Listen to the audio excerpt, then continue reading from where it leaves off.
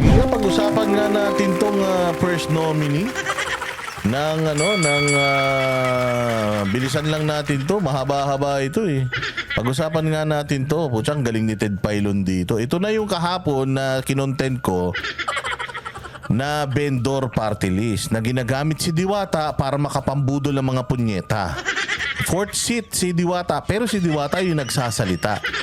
Hindi mo nga alam kung makakakuha ng 2 seat ito eh. So ginagamit nila yung popularity ni Diwata para makapasok sa Kongreso at putang ina magnanakaw ang mga to. Pusta. O panoorin nyo to. Para masabi natin kung ito bang party list na to ay matino o hindi. Ito according dito sa balita judging this interview by no other than the first seat of this vendor party list. This person is lying to the teeth.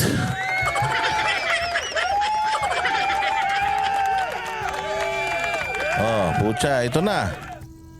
Nasa ating po StreamYard ngayon si Ma'am Malu Lipana. Tayo na, satanas to si Satanas to si Ted Filon, satanas eh. Ina ka ha. Ang galing mo pa sumagot ha, nag-ayos ka pa ha. Pucha, may ganyan pa yung letter V mo, ginawa mo pang puso ha. So ang tanong, so bakit po vendors party list? Vendor po ako. Tayo na galing. Vendor ha. O sige, anong mga tinitinda mo? Saan ka nakapwesto? Saan galing nito ni sa huling-huli niya Tinan mo yung mukha ni ate tayo na nakita mo yung background niya? Pucha, alam mong yayamanin eh. Nakita mo yung niya, lampara niya, putang ina, ginto. Meron siyang gintong lampara, 2. Meron siyang last supper. Pucha, doon siya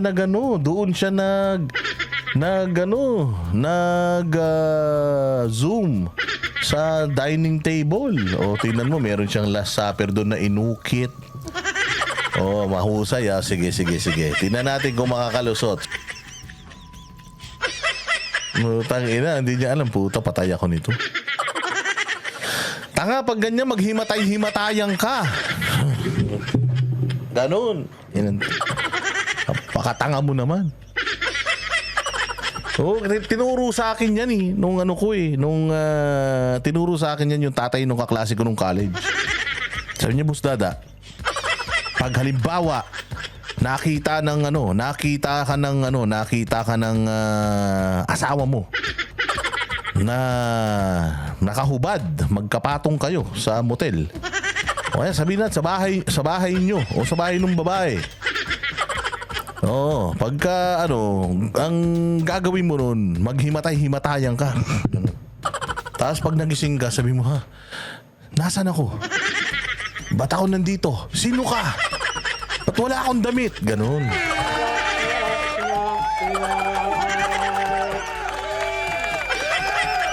Anong ginagawa mo dito? Sino ka? Ba't nandito ka sa bahay namin?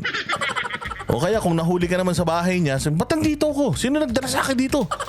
Ano nangyari? Bakit nakahubad ako? Ganon. Pakahina mo. Kung halimbawa naman daw na doon ka naman sa mall nahuli.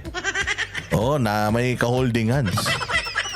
Pag may nakita ka sa mall ng asawa mo may ka-holding hands, mahimatay ka ulit. Tapos, huwag ka magising. Tatanungin ka ng asawa mo, sino yan? Sino yan? Gano'n, di ba? Ngayon, magtititigan silang dalawa. Sino ka? Ikaw, sino ka? Asawa niya ako. Asawa niya rin ako. Tapos magsasabunutan yun. Pag nagsabunutan yun, huwag mong awatin. Tumakbo ka mabilis, palayo. Yun na yung pagkakataon mo para makalayo. Kasi 2 ang bubugbog sa'yo. Bayaan mo silang magbugbugan.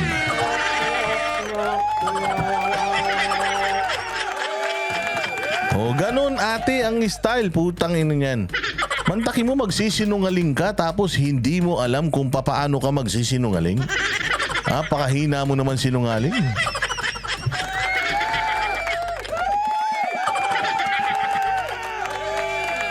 Di ba, Bright? Ang tawag dyan, play dead. Oo, pucha, di ba, nakita, naka-holding hands. Pucha, nakita mo yung para kang bubusan ng malamig na tubig nun, Bright. Oh, shit. Yun na yun eh. Tapos, hay! Ay! Pagka nakita mong mamahimatay ka ng gano'n, tapos kahit anong gawin sa'yo, yug-yuging ka. Hoy! Gumising ka! Gumising ka! Visit ka!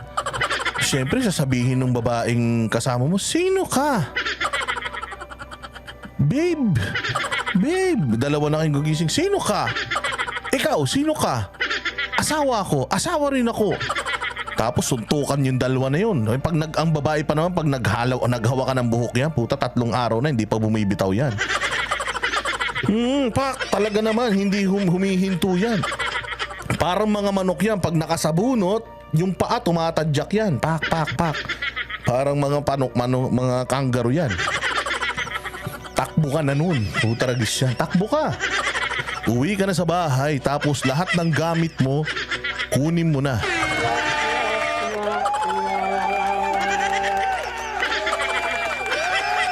Oh, ganun. Ito si ate, walang plano sa buhay. O sige, play. Construction company po. Hindi, ang tanong ko, Na yung mukha niya, oh. Sumaswangit na eh. Unti-unti nang nalalaman niya na palubog. Napakahina mo, ma'am. Napakahina mo. Puta ina na. Mantakin mo. Unang-una sa lahat, si Ted Pailon, hindi siya pulis. Si Ted Pailon, hindi siya abogado. Si Ted Pailon, hindi siya korte. Hindi ka man sumumpa sa kanya. Hindi ka naman under oath sa TV5. Ang dali lang yan, puta, isara mo yung laptop, tapos ang usapan. Alam mo na masusukol ka, te. Alam mo na masusukol ka na. Alam mo na huling-huli ka na, di bali nang sabihin niya na, binabaan tayo ng di bali nang ganun kaysa manggaling mismo sa bibig mo yung mga katarantaduhan mo.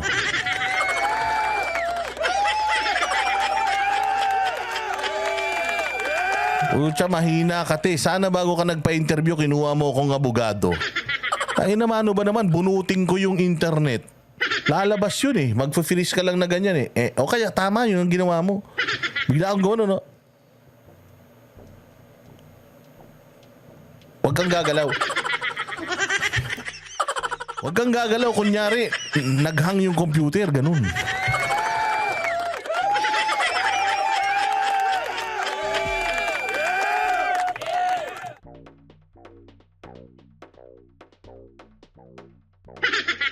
Ganun. Magpo-post ka lang. Kunyari, pucha, hello ma'am, nako, nawala. Mahina internet ni ma'am. Tapos biglang message ka na lang, Sir Ted, sorry po, Sir Ted. Yung internet ko, yung Converge kasi. Oo, yung Converge kasi down.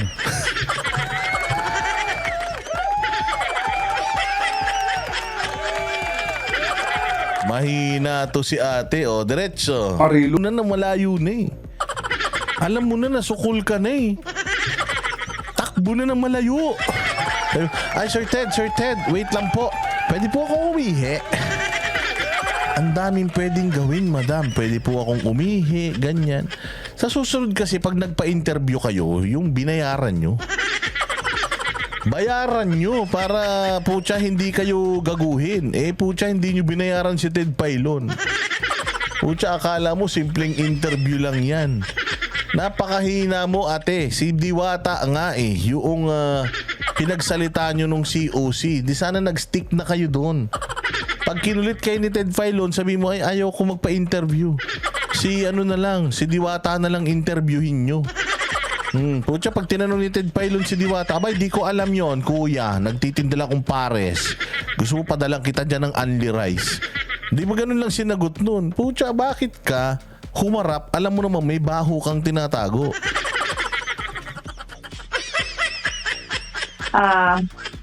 Sabi nyo na binayaran si Diwata. Let's say, for example, binayaran si Diwata. Walang problema dun. Walang problema dun. Nasa sa inyo na kasi yun eh. Nasa sa mga botante na yun eh. Kasi ginagamit talaga ng mga party list yung mga sikat para makilala yung party list nila. Pinapangalanan lang nila yan ng iba. Pero yung mga party list, may mga may-ari talaga niyan. O yung may mga board yan, tapos sila yung mga nasa above ng nasa taas ng mga ng mga pinuno ng mga na yan, party list na yan. So regardless kung binayaran si Diwata, hindi kasalanan ni Diwata yung gusto rin niyang kumita eh. Halimbawa ako, pinatakbo ko niya, mantakin mo, tatakbo lang ako ng party list. Babayaran mo ako halimbawa 10 milyon. Puta, nagkaroon ako ng 10 milyon. Tatayo lang ako. Hindi nga ako mananalo eh. Fourth ako eh. Kumbaga tutulong lang ako sa inyo, ikakampanya ko lang ganun ang gagawin ni ni Diwata. So hindi problema sa akin 'yun. Ang problema sa akin pag kayo nagpabudol. 'Yun ang problemang malaki doon. So si Diwata walang kasalanan dito. Gusto lang magkapera ng tao eh. Inalok siya eh. Maayos naman yung alok sa kanya eh. Fourth seat ka. Sumama ka lang sa amin. Ikaw lang magsasalita. Parang ikaw yung pinaka-mascot namin. Para manalo yung party list natin. Ganun ba? Okay. Tain na, easy money. Ganun lang gagawin mo, pucha.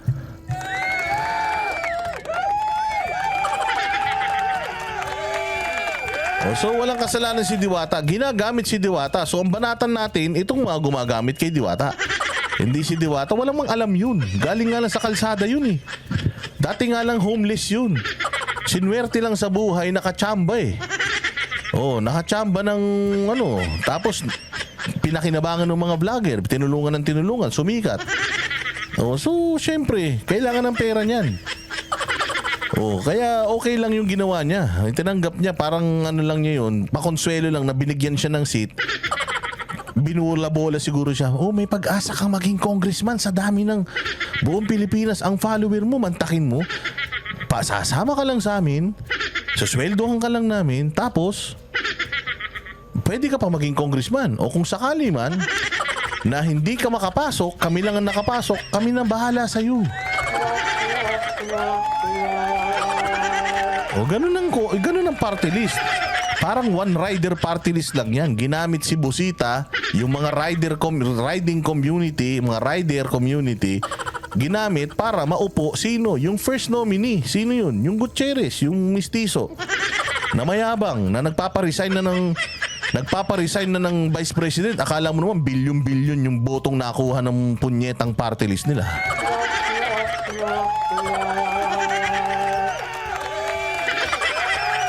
Ganon din to. Ang inyong kumpanya, ma'am. At hindi lang ito, marami pang iba.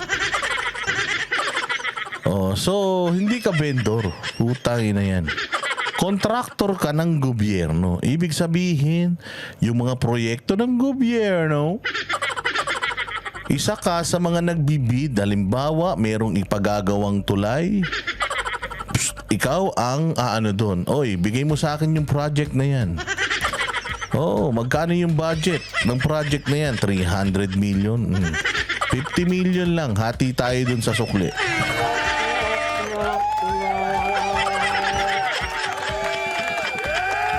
Ganun yan. Project yan. Kontraktor yan. Ganun ang kontraktor. Mas malaki pa actually nakukuha ng kontraktor kesa dun sa halaga noong project na gagawin nila. Sabi ko nga sa inyo dati nga may kilala ko. Liga lang sa barangay. Puta ina, ang budget nung liga sa barangay, 400,000. 400,000, hindi libre yung hindi libre yung uniforme. Gamit lang nung court yun. Bumili kami ng mga bola, ng mga scoreboard. Pucha, overpriced lahat. Sabi ng kontraktor, sige, 400k, 200 sa'yo. Pucha, sa kontraktor nang galing yung mga referee na ginagamit doon sa liga. 3 araw lang, tapos na yung liga.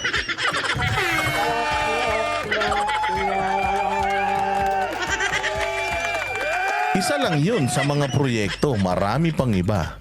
Meron pa dyan yung mga proyekto ng pagpipintura ng mga sidewalk. Tayo na yan na. Meron pa yung paglilinis ng kanal. Yung flood control na yan. Nandiyan dyan yung mga project na yan na pucha. Itong mga contractor na to, sila ang kumukuha ng proyekto at sila din ang nagbibigay ng porsyento doon sa mga nag-a-award sa kanila na mga politiko.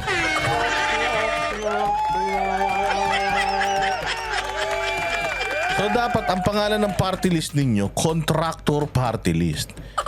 Hindi dapat vendor party list, madam. Sabihin sa susunod, gaga. Ano yan? Ina si ate. Nagpa-practice na si ate sa Congress hearing. Tayo na sabi niya, pwede ko pong, hindi ko po kasi alam eh. Pwede ko pong ipadala sa inyo para sa susunod na na hearing. Ang inang tanga. Ipadala ko na lang po sa inyo para sa susunod na hearing may discuss tayo. Puta ina si Alice Guo ka. Napakahina mo, walang contempt dyan. Napakatanga naman nito. Parang yung Alice Guo move na yan. Hindi ko na po matandaan. Ganun lang, putay na yan. Pakahina mo, hindi ka ba nanonood ng Hindi ka nanonood ng hearing ni Alice Guo?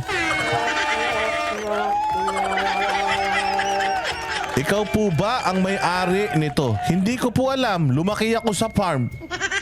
Ganon, okay? Ikaw ba may-ari nito? Nagtitinda po ako ng jersey. At saka po ng mga damit.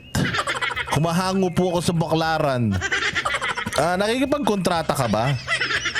Sa DPWH, nagtitinda po ako ng t-shirt. At saka ng mga jersey. At saka ng mga uniform.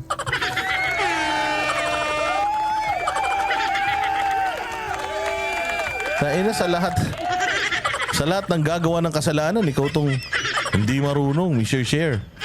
Na sabi nyo, hindi ko po kasi matandaan ngayon eh. Ipapakuha ko na lang po tapos para po sa susunod na hearing. Ha? Hindi tayo nag-hearing, interview lang to.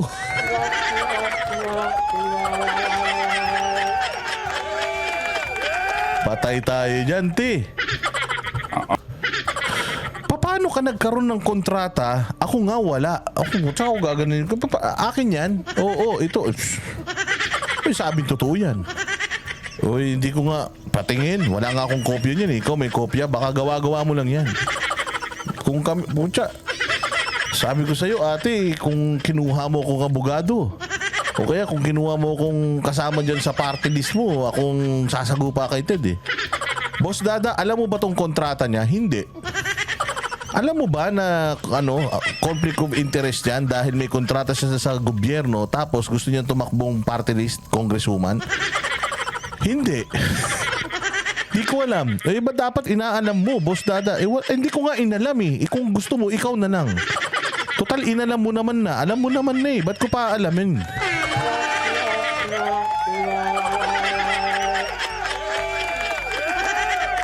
Mahina naman to si ate oh.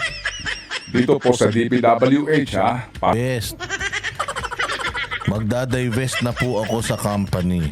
Kasi ganun naman po talaga eh. You have to choose between your private life, yung mga private affairs mo or yung public affairs mo. So I choose to serve the people and not my company. So pagka parang din naman yung mga yan eh. Yung mga tinalaga ng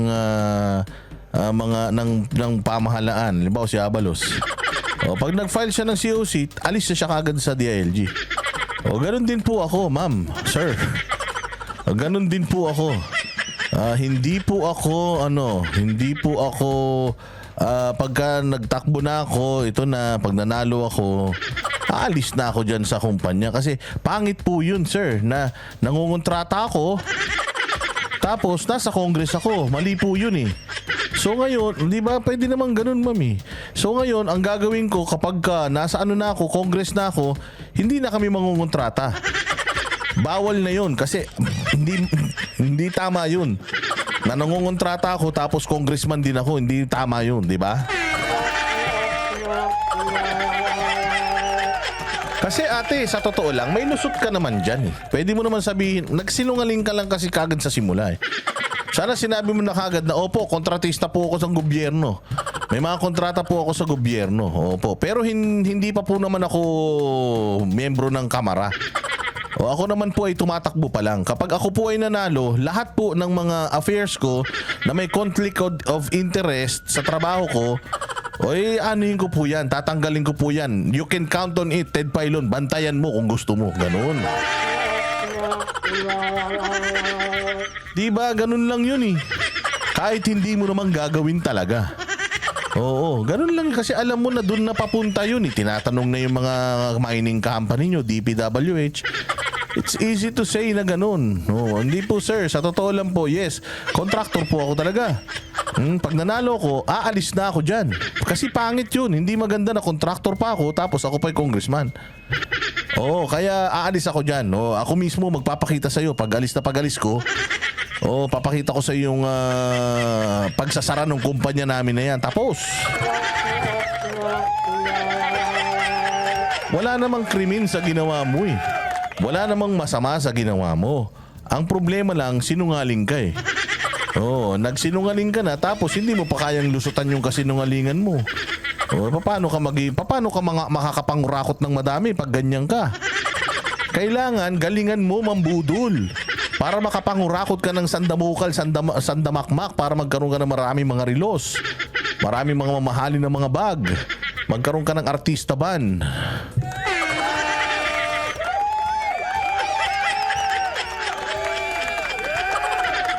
Diba? Ganun yun. Dapat ganun ng paggano. Paano ka makakakulimbat kung ganyan ka? Takot ka kay Ted Filon pa lang. Takot ka na. Paano na kapag kowa na, yung umaano sa'yo, yari ka na. Yung mga tanong na nila na ganyan, ate, ikaw na may kwento mo kasi. Hindi, ganito nangyari kay Diwata. Syempre nakita namin yung popularity ni Diwata. Alam naman natin na kapag ikaw ay na ang mga Pilipino talagang most of yung mga Pinoy talagang tinatangkilik nila yung mga sikat na mga tao. Sikat si Diwata kaya inaaya namin siya sa party list. Na baka makatulong siya sa amin sa party list kasi total naman, tindero siya, tas ang nire-represent namin mga tindero, saktong-sakto, ganun. Paliwanagin natin ng konti, ang dilim-dilim na, sabi ni Maripel Del Mundo. Oo nga, napakadilim na, nawala na si Hasashi. Nawala na. Salamat, Madam Maripel Del Mundo, mabuhay ka. God bless. So, kwento mo lang. Kasi ganun. So, kaya kinausap namin siya kung okay lang sa kanya, sumama siya sa amin, gagawin namin siyang fourth seat. Tapos, kung halimbawa, swertihin kami, makuha namin yung pinakamalaking boto, baka upo siya, o diba, lahat ng mga advokasya niya, pag-asa na magawa niya. Hindi naman masama yun eh.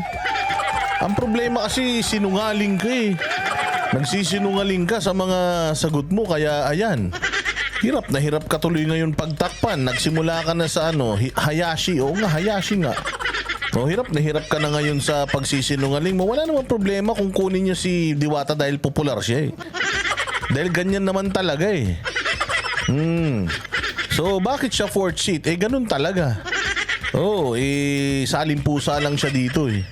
Gagamitin lang namin talaga yung popularity niya para at least ma-boost yung namin, yung aming party list. Imbis na makakatipid kami, imbis na magkakampanya kami, bibili pa kami ng mga airtime sa mga TV network na milyon-milyon halaga.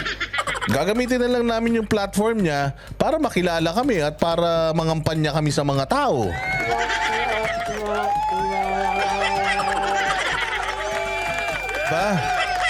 Ang problema kasi ate, sinimulan mo sa pagsisinungaling. Kaya ayan ang nangyari ngayon.